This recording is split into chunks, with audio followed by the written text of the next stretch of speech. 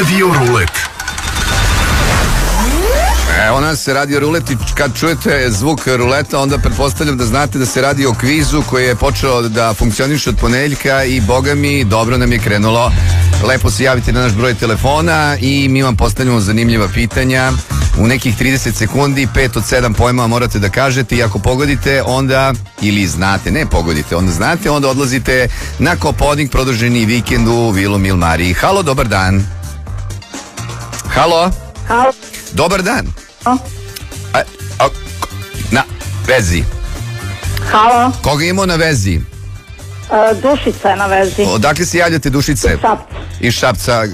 Kam da nas malo slabije čujete, Dušice?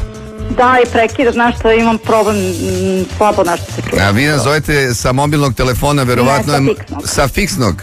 Dobro, ne znam šta da vam kažem, ne pomerite se, sad je odlično. Dobro. Dobro, da li ste spremni da prvo vidimo sa kojim slovom funkcionišemo? Da li odgovor... znao sam to, vi imate sreće, ili imate sreću u ljubavi? Imać. Slovo A je u pitanju, jel može slovo A?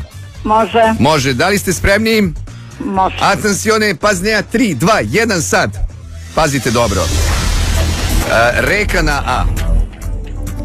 Brzo. Dalje. Grupa, pop-rock grupa na A. Aba. Grad na A. Aranđelovac. Planina pokraj Beograda. Avala. Zanimanje na A. Avijatičar.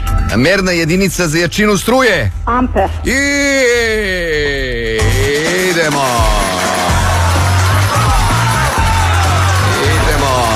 Bravo, Dušice, bravo. Dobro, jel nekoga vodite na taj Kopaonik? Naravno da ću voditi. Koga ćete voditi, da čujem? Pa ko bude zaslužio. Aha, a to je ono, nemam sreće u ovome, ali imam sreće u ljubavi. Jeste, bravo. Lepo se provedite i ostanite dalje uz kuću dobre muzike, uživajte. Pa. Radio Rulet na Indeksu.